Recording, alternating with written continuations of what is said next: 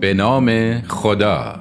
حکایت پندآموز 4 پند خر. در روزگاران قدیم یک شغال مردم آزاری میزیست که بیغوله‌ای در غاری نزدیک یک تپه داشت و آنجا زندگی میکرد که از قضا کنار یک باغ بزرگ انگور بود. شغال هم که از خدایش بود هر روز از راه سوراخ آب دزدکی وارد باغ میشد. شغال نمیتوانست که از روی رنگ و شکل انگور تشخیص دهد که کدام خوشه رسیده و شیرین است و کدام یکی ترش. به همین خاطر ناچار بود خوشه به خوشه انگورها را امتحان کند. هر کدام را که شیرین بود میخورد و هر کدام را که ترش بود با پنجه هایش له میکرد و پای همان درخت میگذاشت و به خیال خودش کار خودش را آسان کرده بود و فردا برای آزمایش انگورها وقتش را تلف نمیکرد. چون کوته فکر بود نمیفهمید که همان انگورهای ترش و نارس هم چند روز بعد که برسند شیرین خواهند شد. صاحب باغ که هر روز به مزرعه اش سر میزد فهمیده بود که هر روز مقداری از انگورهای شیرین خورده شده و یک سری از انگورهای ترش هم لگدمال کنار درختها افتادند و میدانست که کار شغال است. خونش به جوش آمده بود اما نمیدانست که با آن شغال خرابکار چه کار کند، چون هر بار که میخواست او را بزند از دستش فرار میکرد و از سوراخ آب به بیرون باغ میرفت. باغبان که میدانست شغال راه دیگری ندارد و از راه سوراخ آب می آید فکری به سرش زد. یک تخته سنگین به اندازه سوراخ راه آب ساخت و یک میخ بلند هم بالای سوراخ به دیوار کوبید و با طناب محکمی به تخته بست. صبح روز بعد به باغ رفت و 4 در باغ را محکم بست. طناب بلندی را روی میخ انداخت و تخته را بر بالای آن آویخت و سر طناب را که بسیار بلند گرفته بود تا درختی کشید و پشت آن بی صدا به انتظار نشست. تله‌اش آماده بود.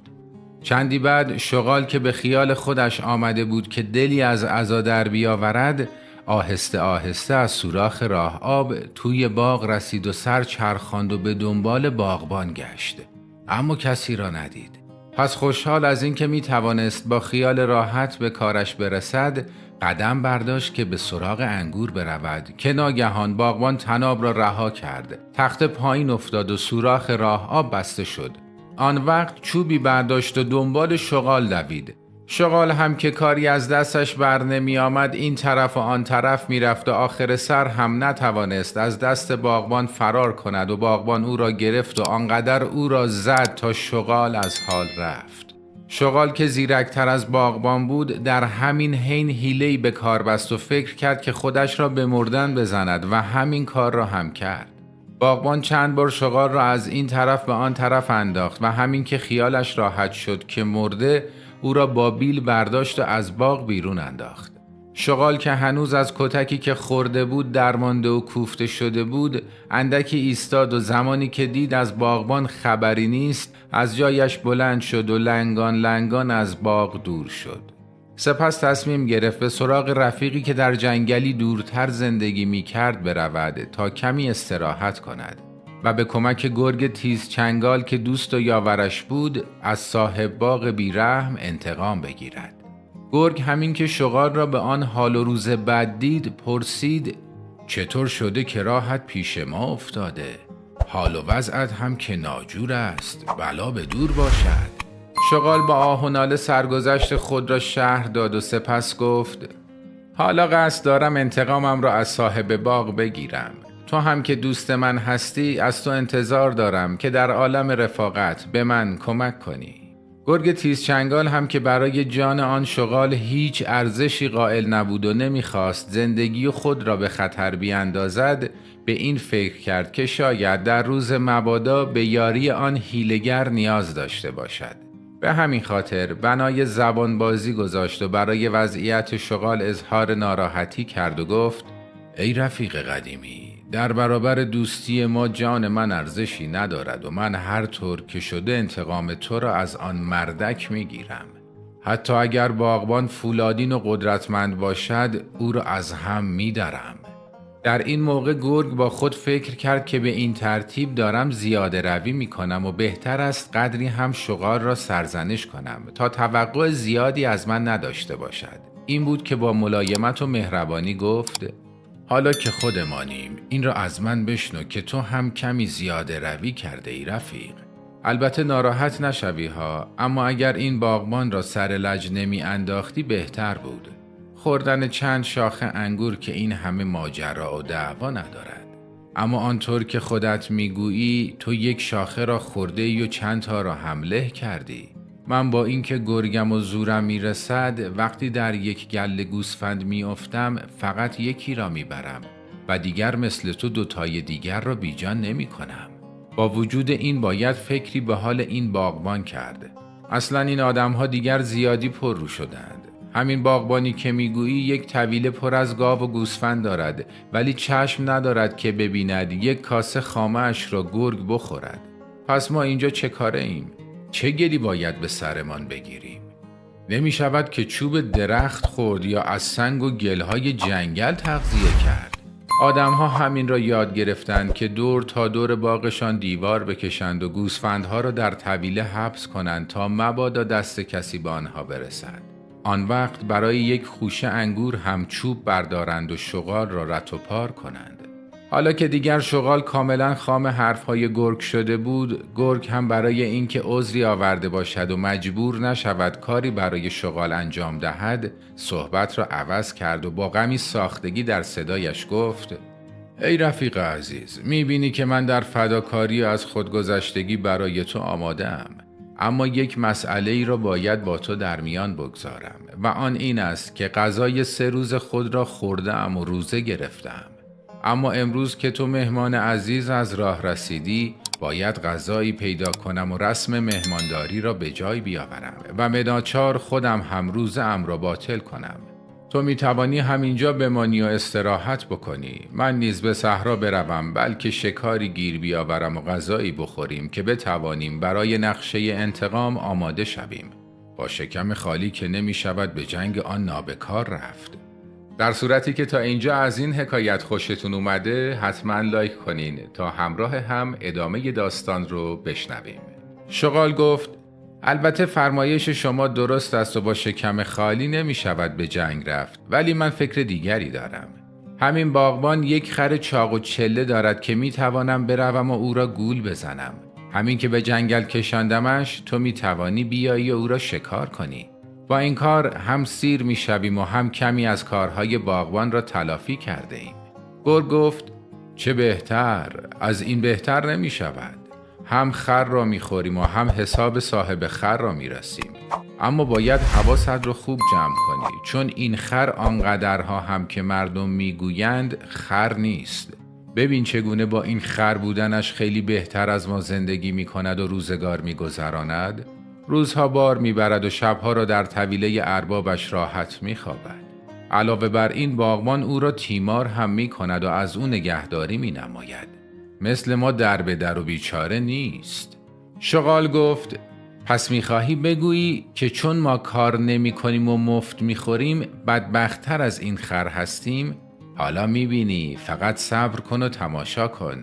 منی که شغالی بیکار بیش نیستم چطور آخر سر خرسواری هم می کنم. تو فقط منتظر بمان تا من همراه خر برگردم. این را گفت و به سمت آبادی به راه افتاد. در نزدیکی های روستا بود که چشمش به آسیابی افتاد که محل آسیاب گندم مردم روستا بود. ناگهان چشمش به خر افتاد که انگار تازه از راه رسیده بود و بار گندم و جو را از پشتش برداشته بودند و از سر و ریختش مشخص بود که خسته و کلافه از بار سنگینش است. شغال با انگیزه‌ای وصف نشدنی پیش خر رفت و به او گفت: ای برادر، حالت چطور است؟ به نظر خسته و کلافه هستی. گر غصه‌ای داری با من در میان بگذار. خر با ناراحتی جواب داد: اتفاق تازه‌ای نیفتاده. خسته ی راه درازی هستم که طی کردم، آن هم با بار سنگینی که از گندم و جو بر دوش داشتم. چه می شود کرد؟ سرنوشت ما همین است، سواری دادن و حمالی. شغال گفت: اختیار داری جانم، اینطورها هم که میگویی نیست. تمام حیوانات که برای بار کشیدن درست نشدند. تو زیادی به خودت سخت میگیری.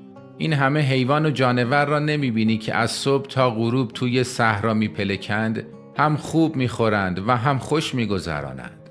از آسمان که نیفتادند، آنها هم مثل من و تو هستند. راستش را بخواهی تو از روز اول خودت آدمها را پررو کرده ای. کسی که از روز اول بار بکشد و حمالی را قبول کند باید تا آخر عمرش همین کار را ادامه بدهد. این همه حیوان در خشکی و دریا زندگی می کنند، مگر کارشان حمالی آدم هاست؟ تازه آخر سر هم می گویند خر است و چیزی نمی فهمد. خر جواب داد: بله، حق با توست، اما من دیگر چاره ای ندارم و راهی برایم نمانده. اسیر و دست بسته آدم ها شدم. مردم همیشه الاغ ها را خر حساب می کنند، اما از کار تو هم سر در نمی آورم. تو که هرگز بار نمی کشی و کار نمی کنی. چطور شده که امروز به فکر من افتاده ای؟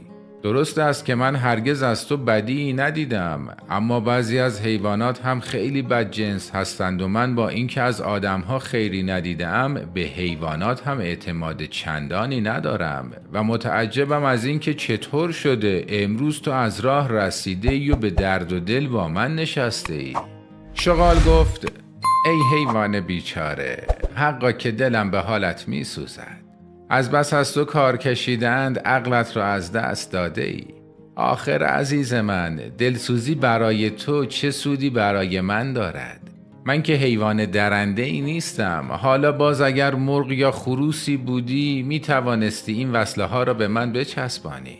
اما حالا مدتی است که من گیاهخوار هم شدم و هر چه می خورم میوه های جنگلی است. حتی دلم به حال مرغ و خروس ها هم که از من و تو کمتر بدبخت نیستند می سوزد و دیگر کاری با آنها هم ندارم. اما می دانی چرا این حرف ها را می زنم؟ علتش این است که من سالهاست توی جنگلی در همین نزدیکی زندگی می کنم. یک جنگل پر از درخت میوه و یک صحرای پر از علف سبز و خوشمزه و حیواناتی که از جنس خودم هستند. بعضی هایشان حیوانات وحشی و بعضی دیگر حیوانات اهلی اند. از اسب و گورخر گرفته تا شیر و گرگ همگی در کنار هم و آنطور که دلمان می‌خواهد زندگی می‌کنیم، بدون هیچ گونه امر و دستوری از آدم‌های خودخواهی که ما را بنده خودشان می‌بینند. اصلا نمی‌توانی تصور کنی چقدر خوراکی‌های تر و تازه توی این بیابان و جنگل ریخته و آزاد بودن و بیکار بودن و ولگشتن توی صحرا چه عالم خوشی دارد. حالا اگر دلت می‌خواهد بیایی، تا آسیابان نیامده بیا از همینجا با هم برویم و یک عمر راحت و آسوده زندگی کنیم.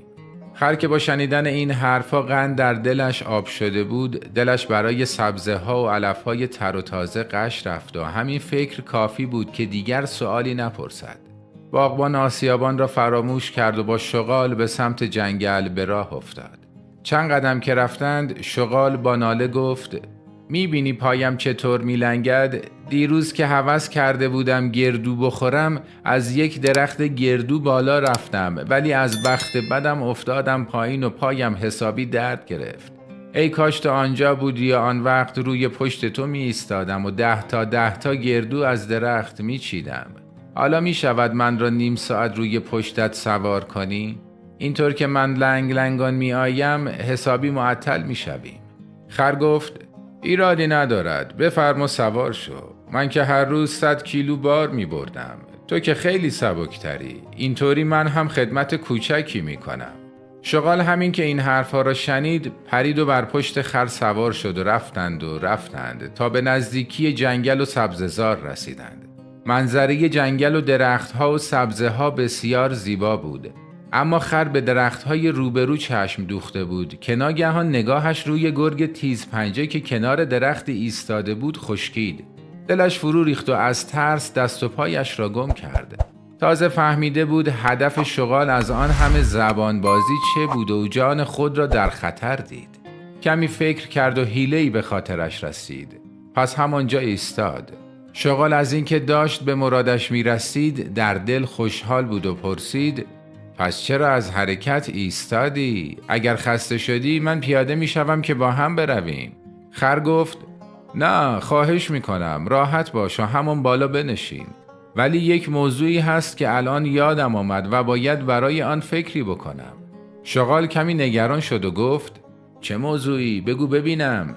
خر گفت راستش را بخواهی هرچه فکر میکنم این دشت و این جنگل حتی از بهشت هم بهتر است و من خیلی نادان بودم که این همه مدت را در ده کار میکردم و به اینجا نمی آمدم. راستش این است که من در ابتدا به حرفهایی که زدی باور نداشتم، اما حالا که با چشم خودم دیدم یقین پیدا کردم که در اینجا تا آخر عمر به ما خوش خواهد گذشت. شغال گفت درست است. خب من هم که همین را گفتم. حالا چرا ایستاده ای؟ خر گفت مشکل کار در این است که من یک چیز خیلی مهم را که برایم ضروری است فراموش کردم که همراهم بیاورم و اگر یک روز در آبادی نباشم و فردا بخواهم بروم آن را بیاورم، آن وقت باغبان از قصد فرار من خبردار می شود و مرا در طویله اسیر می کند و دیگر هرگز تنهایم نمی گذارد. پس بهتر است که همین امروز تا باغبان قصد مرا نفهمیده برگردم و امانت عزیزم را بردارم که با خیال راحت و آسوده به جنگل کوچ کنم و دیگر هرگز احتیاجی به ده و آبادی نداشته باشم. شغال گفت عجیب است که تو میخواهی ناز و نعمتی که اینجاست را به خاطر یک چیز نامعلوم از دست بدهی. شاید در آبادی اتفاق بدی بیفتد. آن وقت چه؟ چه چیزی است که اینقدر ارزش دارد؟ خر گفت آن چیزی که میگویم خیلی واجب و ضروری است. آسایش و خواب و راحتی من به همان بنده است و آن پندنامه ارثی و خانوادگی من است که باید همیشه همراه هم باشد و شب موقع خوابیدن زیر سرم بگذارم و اگر نباشد خوابهای آشفته میبینم و حتی در بهشت هم خیالم راحت نیست. باید بروم آن وصیت‌نامه را بردارم و بیاورم و دیگر هیچ کاری در آبادی ندارم.